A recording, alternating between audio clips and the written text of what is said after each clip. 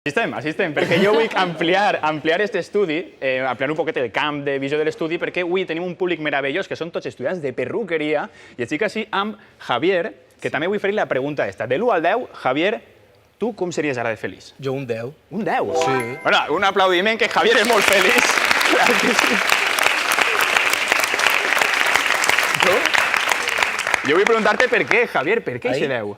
Perquè tinc la millor gent al meu costat. Bueno, un poc populista, Javier. No, i perquè estàs en el matí a punt i en el millor programa. També, sí, sí. No, i per arribar a més, un poquet, 10,5, posem-li, què el faria falta a tu per a ser un poquet més feliç? Menjar.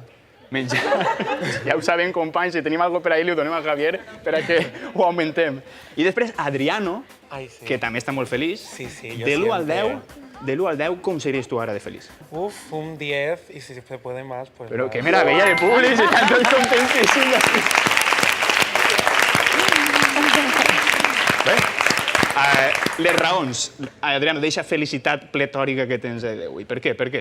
Porque cada día hago lo que me gusta y pues eso me da más... Anem a plorar, Adriano. I si poguérem augmentar un poquet aquesta felicitat, també, ja sabem que eres molt feliç, però si poguérem augmentar-la, què et faltaria a tu en la teva vida ara? Què voldries? Dormir un poco más y... Dormir i menjar, companys, la clau de la felicitat. Dormir i menjar. Jo crec que ho tenim clar. Falta una, podem fer una pregunteta més. Tenim així a Rosaliano, com el diem? Àngela. Àngela, vale, Àngela. Ui, ja tenim pífia, Lluís, espera't. No, ho he dit per la ressemblança a la cantant, Rosalia, jo crec. Ah, sí? Clar, és una referència. Mà guapa, ella mà guapa, diu. A veure, de l'1 al 10, com series ara, Àngela? Yo ahora 10. Però què passa? Sí, per favor, tots 10. I per què? Per què tanta Porque felicitat? estoy tranquila. Tranquil·la con tu vida, en la teva vida, tranquil·la. Sí. I si poguérem augmentar un poc aquesta felicitat, també, Àngela, que... Tener un poco más de dinero.